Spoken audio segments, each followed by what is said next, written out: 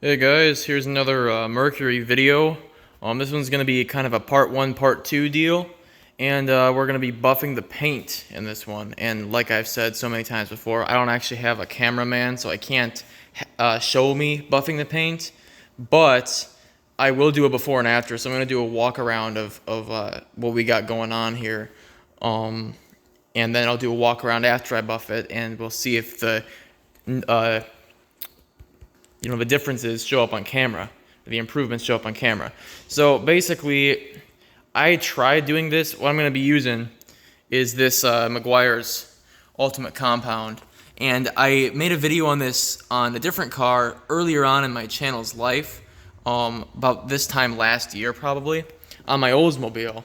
And it was just kind of an experimental thing because that was really bad on that car. It was like the clear coat was completely gone off. It was sun-baked. The paint was starting to crystallize on the hood and the trunk. It was bad. But this stuff actually really worked. It really improved it. Not so much on the hood and the trunk where the areas were the worst, but on the front clip, the fenders, the doors, the quarters were excellent in improvement. They got really better. The shine was brought right back, just like that picture shows. That's not a lie. And it was worse than this right here, and it still brought it back to almost looking brand new. So I was really happy with it. I actually wasn't going to buff this car because I plan on repainting it or repainting parts of it eventually. So I wasn't going to go through the trouble, but a friend of mine suggested that I probably should because it's not that hard to do. And with the results that I got from the olds, I think I'll be really pleased with what it looks like after the fact.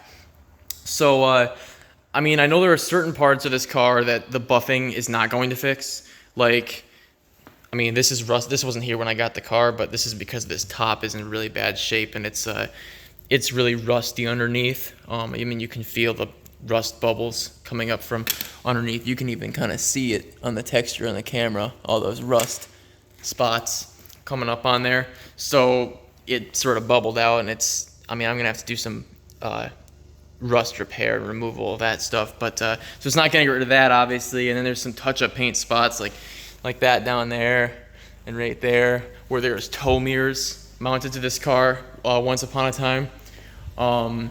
So I mean, I know this buffing isn't gonna fix those spots. It might even make them look worse, but it is going to make this car sat outside. You know, it was an Arizona car.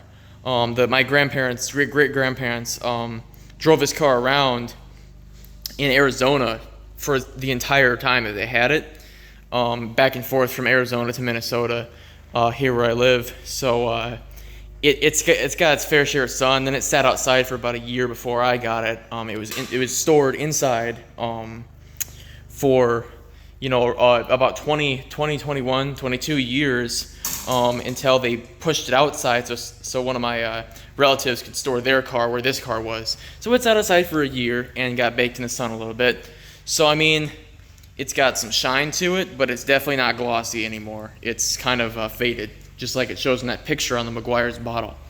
So this door was repainted at some point. It doesn't quite match the color, so that might make it look worse, might make it look better. Who the hell knows?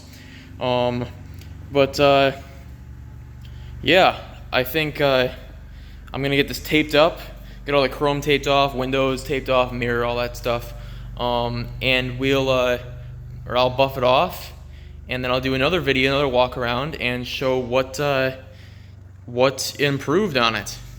I'm excited. I think it's really gonna shine after I'm done.